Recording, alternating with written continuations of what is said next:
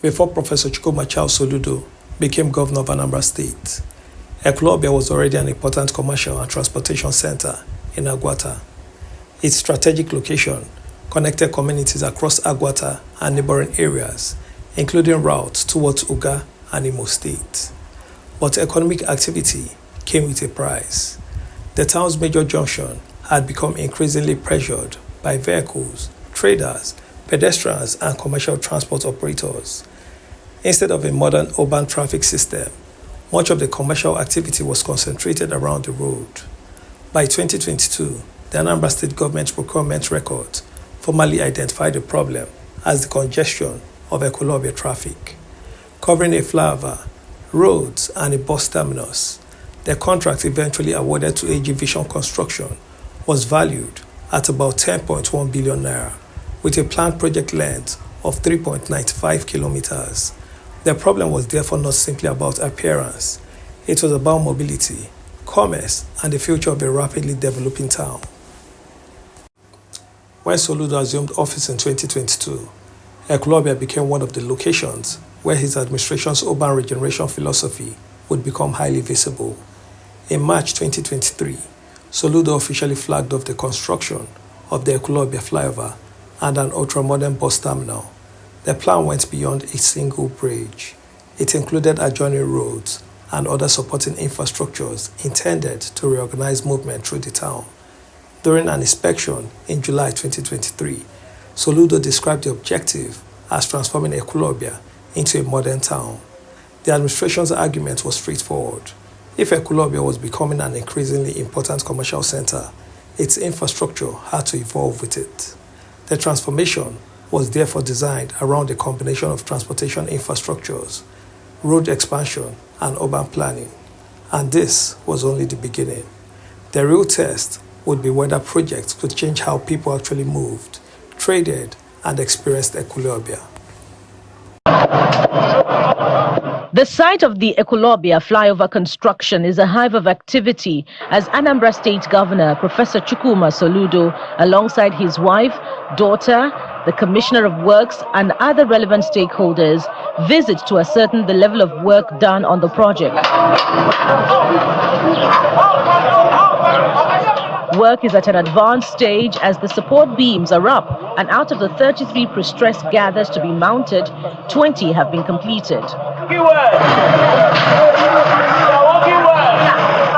The project contract comprises a flyover, a modern bus terminal, and over 4-kilometer dual carriageway road construction. This is the first pre-stressed gathers we are going to have in the southeast. I don't know about Nigeria generally, but we start to 3 meters, length of each one of them, which is something that is not seen here before. The technology our people are learning, they actually what's called technological transfer. People are learning out of it, and it's actually a different kind of flyover we are doing here. Governor Soludo inspects the ironwork, the piers, and other construction work ongoing. He expresses satisfaction over the pace and quality of work being done. We're here just on snap inspection event, so we've just come to see how far they've gone and to be sure that they are on schedule. But from the reports we have gotten, they are quite on schedule. You can see some of the pre-stressed slabs being put in place. I understand there should be about this is about 30-something, 33 meters long pre-stressed guiders, as you call them. I understand that might be some of the first in the country, as it were, but in terms of length and quality. He also inspects some illegal structures standing in the way of the construction. Somebody has built on a right of way where you are not supposed to. It means the building by definition was built illegally. Perhaps the most visible symbol of the transformation is the Ekwulobia Flyover. The project was conceived primarily as a response to congestion at one of the town's busiest junctions. Instead of forcing competing traffic streams through a single level crossing, the flyover introduced graded separated movement. But constructing it required major changes.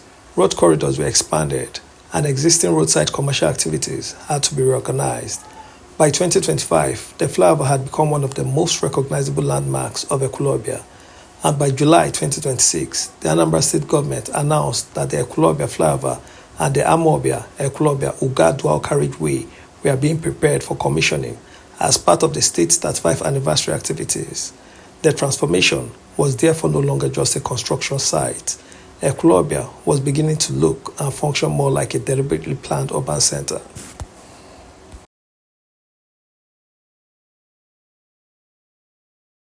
But there was another problem. What happens to traders and transport operators when roads are redesigned? Soludo's administration attempted to answer that question through the Solution Market and Solution Park. Commissioned in July 2025, the facility was designed to accommodate traders and commuters displaced by the transformation around the flyover. The market included open commercial spaces, parking, solar-powered lighting, water supply, canteen facilities, and public conveniences. The state government also announced that identified beneficiaries would receive stalls free of charge. This is significant because urban regeneration is not simply about building roads. A road can move vehicles faster while simultaneously destroying the livelihoods of people who depend on roadside commerce. The Ekwulobia approach attempted to combine infrastructure with relocation and commercial accommodation. The objective was to move economic activity away from the road while keeping traders within the emerging urban economy. This is the difference between simply constructing infrastructure and attempting to redesign a city.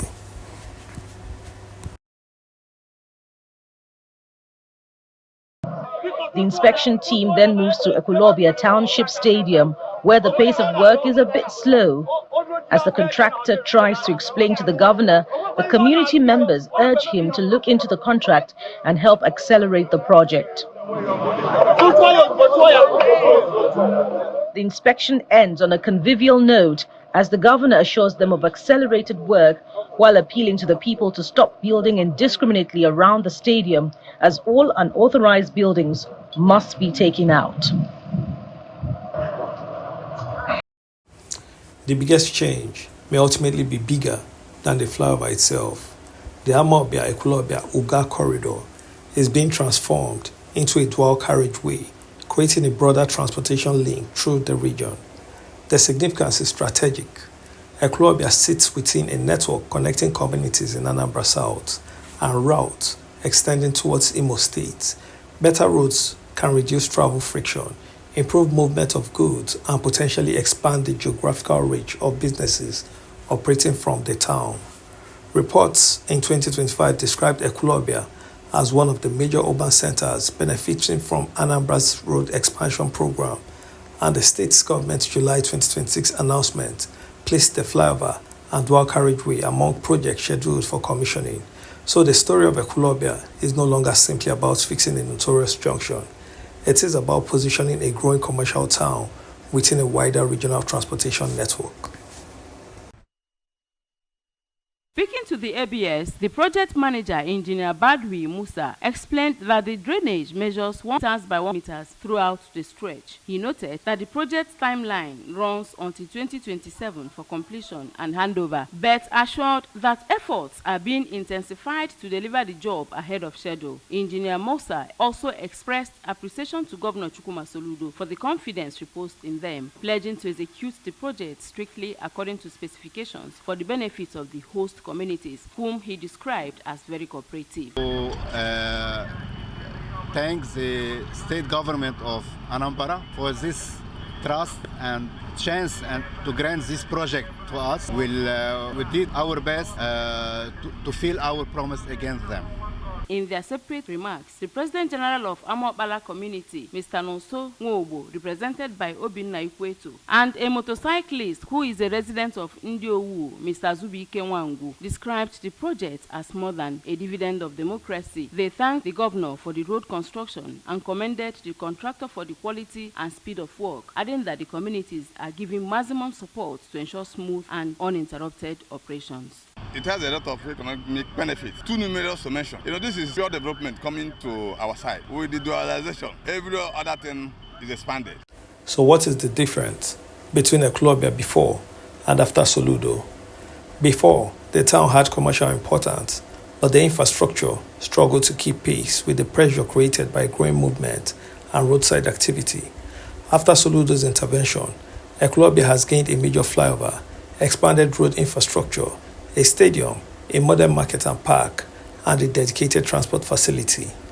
The physical landscape has clearly changed, but the more important question is what happens next. Can the new infrastructure attract more investment? Can businesses grow around the new transportation corridors? Can traffic management remain effective as the population and commercial activities increase? And can Ekwulobia maintain the discipline required of a modern urban center? The transformation is therefore not the end of the story. It is the beginning of a much larger experiment, whether a traditionally commercial town can evolve into a modern, connected, and economically productive city. Ekwulobia before Soludo was a town adapting to growth. Ekwulobia after Soludo is an attempt to plan that growth before it becomes overwhelming.